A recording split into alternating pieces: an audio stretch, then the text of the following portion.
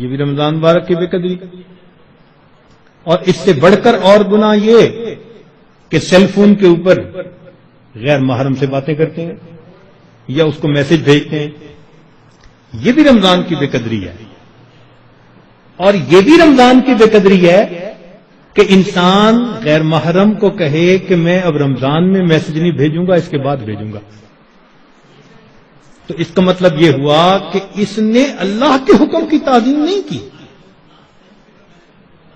تو رمضان میں ان گناہوں کو کاملاً چھوڑنا ہے. یہ نہیں کہ صرف رمضان کے لیے چھوڑنا ہے. بعض لوگ حالات حاضرہ کے نام پر ایک دوسرے بندے کی غیبتیں شروع کر دیتے ہیں. بعض لوگ رمضان میں یہ کہنے میں بڑا خوش محسوس کرتے ہیں آج روزہ بڑا لگ رہا ہے.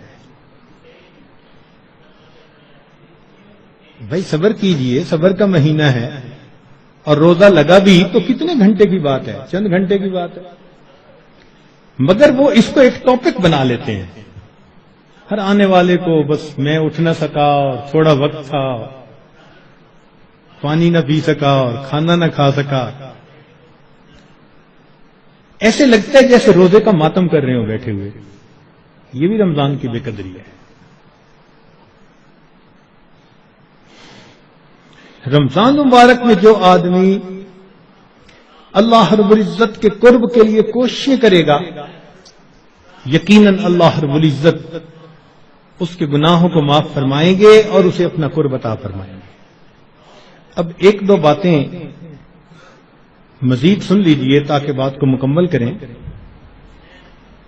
کہ اگر کوئی نیک بندہ آپ کو بتائے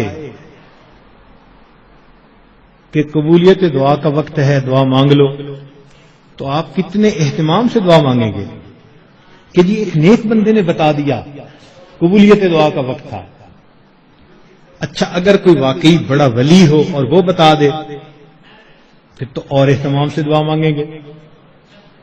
تو اگر ایک ولی کے بتانے پر اتنے اہتمام سے دعا مانگتے ہیں تو ولیوں کے سردار، نبیوں کے سردار حضرت محمد مصطفیٰ احمد مجتبیٰ صلی اللہ علیہ وسلم، آپ نے ارشاد فرمایا کہ افطاری کے وقت روزے دار کی دعا کو اللہ تعالیٰ قبول فرماتے ہیں.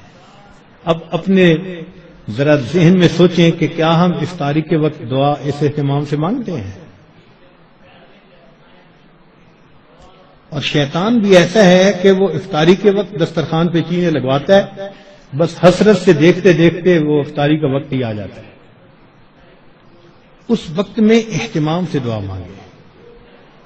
رات کے اوقات میں، دن کے اوقات میں اللہ رب العزت سے معافی مانگیں اپنے گناہوں کی، اللہ تعالیٰ کو منانے کی کوشش کریں. یہ بخشش کا مہینہ ہے، رحمتوں کی انتہا ہے.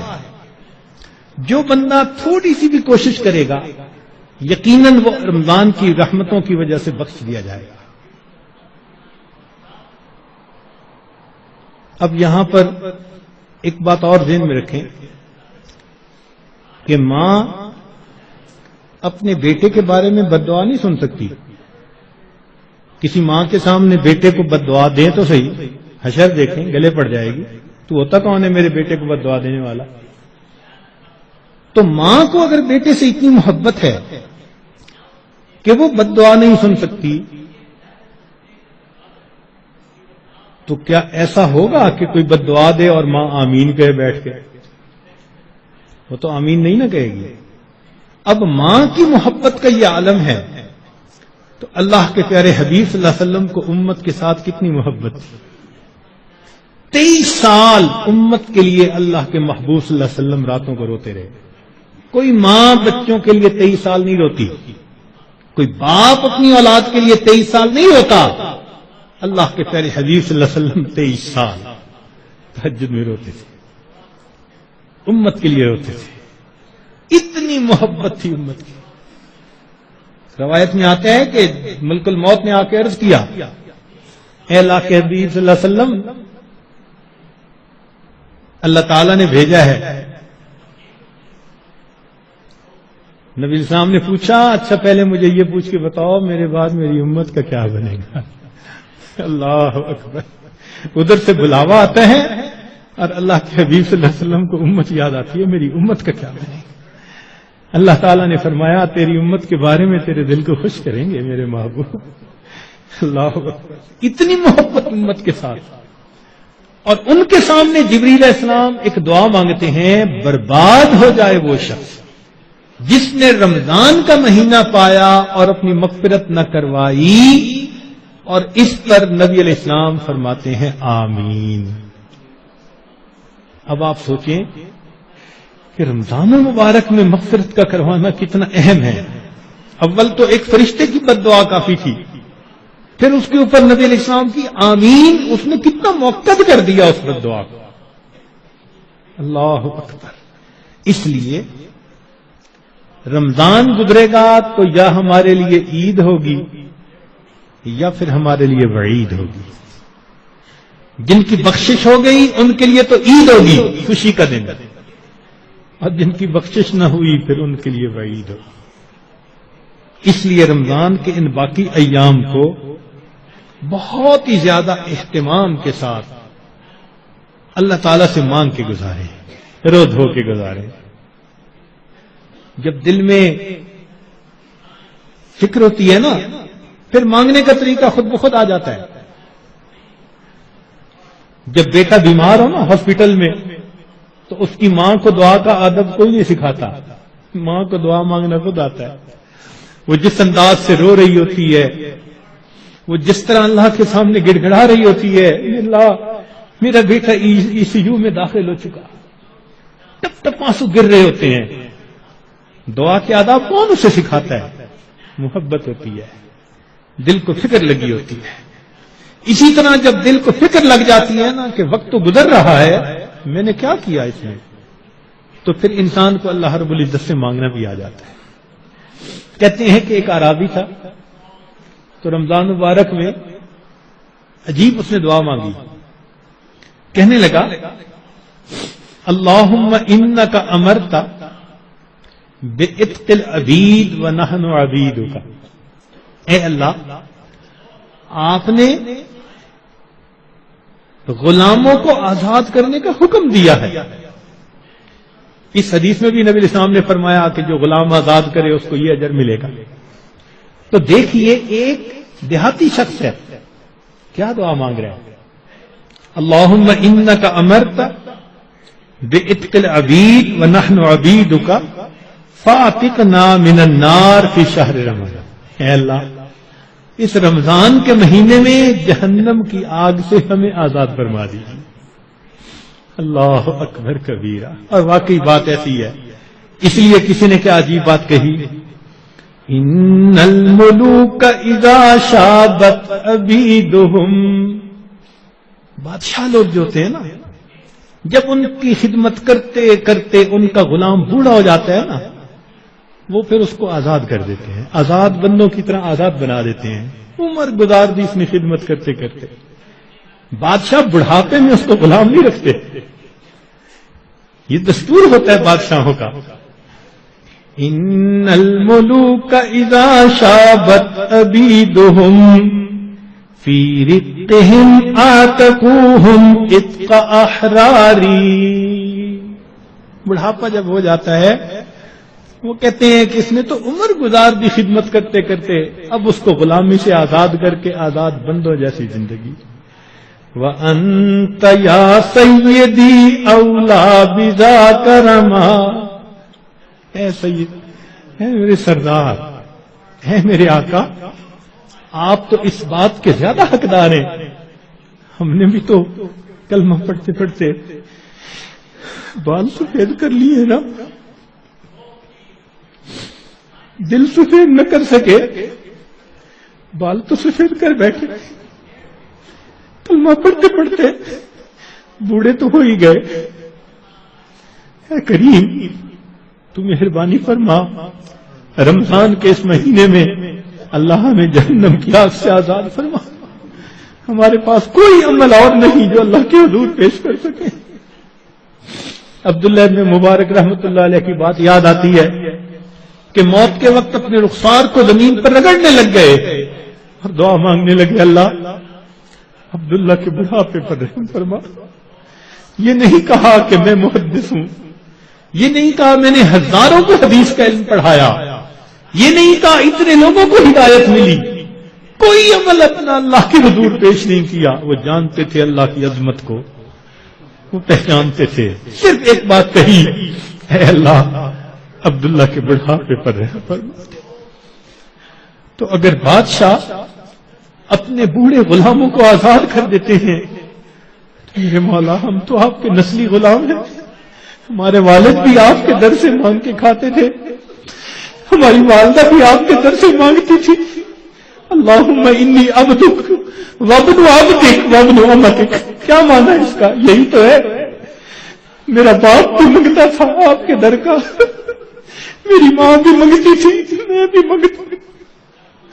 اللہ مہربانی کر دیجیے، اپنے در سے خالی نہ اٹھائیے. اے اللہ آج 21 رمضان کی رات ہے اور اوپر سے جمعرات، جمعہ کی رات. اے اللہ اس مبارک رات میں ہمارے تمام گناہوں کو معاف فرما دیجیے، اور جو آگے وقت آ رہا ہے اللہ ہمیں صحیح انداز کے ساتھ گزارنے کی توفیق عطا فرما دیجیے. وآخر دعوانا ان الحمد للہ رب العالمین. تھوڑی دیر کے لیے مراقبہ کر لیجیے، آنکھوں کو بند کر لیجیے، سر کو جھکا لیجیے. دنیا اور جو کچھ دنیا میں ہے اس سے ہٹ کٹ کے اللہ رب العزت کی یاد میں ڈوب جائیے. دل مغموم کو مسرور کر دے، دل بے نور کو پر نور کر دے.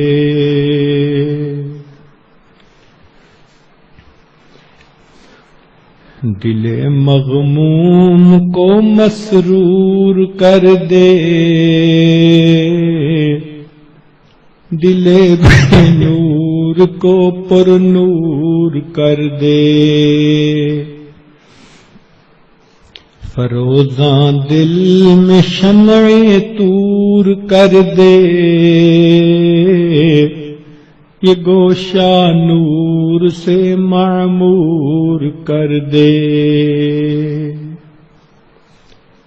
میرا ظاہر سنور جائے الہی، میرے باطن کی ظلمت دور کر دے. میرا ظاہر سنور جائے الہی، میرے باطن کی ظلمت دور کر دے. مئے وحدت پلا مخمور کر دے، محبت کے نشے میں چور کر دے.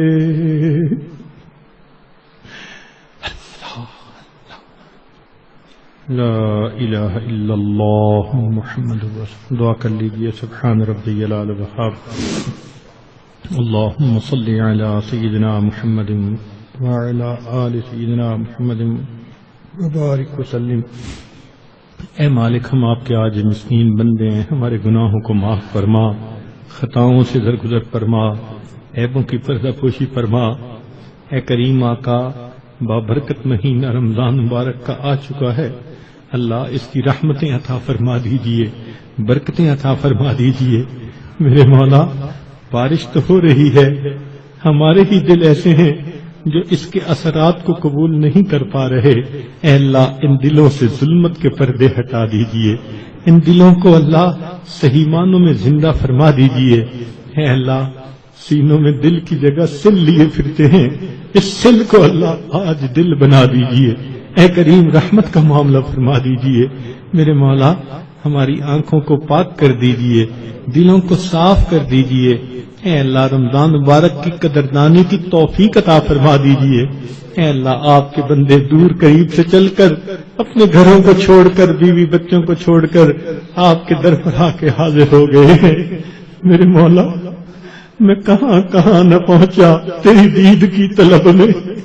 اے اللہ تیری دید کی طلب میں، تیری محبت کی تلاش میں، اے اللہ تیرا قرب حاصل کرنے کے لیے، آپ کو منانے کے لیے، اے اللہ یہ سب حضرات یہاں آ گئے ہیں، اے اللہ آنا قبول کر لیجیے، میرے مولا آنا قبول کر لیجیے، اے اللہ رحمت فرما دیجیے، میرے مولا مہربانی فرما دیجیے، اٹھے ہاتھوں کی لاج رکھ لیجیے، اے اللہ دنیا کے لوگ بھی آنے والے کا لحاظ کر لیتے ہیں، اے اللہ آپ بھی اپنے گھر میں آنے والے کا لحاظ فرما لیجیے، مہربانی فرمائیے، آج کی رات میں ہماری مغفرت فرما دیجیے، نیک اعمال کی توفیقیں عطا فرما دیجیے، اے اللہ ہمیں تقوی و طہارت کی زندگی عطا فرمائیے، اے اللہ گناہوں کی ذلت سے محفوظ فرما، ہمیں طاعات کی عزت نصیب فرما، آنے والے وقت کو گزرے وقت سے بہتر فرما، آنے والی زندگی کو گزری ہوئی زندگی کا کفارہ بنا۔ اللہم انا نسألک الجنہ ونعوذ بک من النار۔ صلی اللہ تعالی علی حبیبہ سیدنا محمد وآلہ واصحابہ اجمعین برحمتک یا ارحم الراحمین۔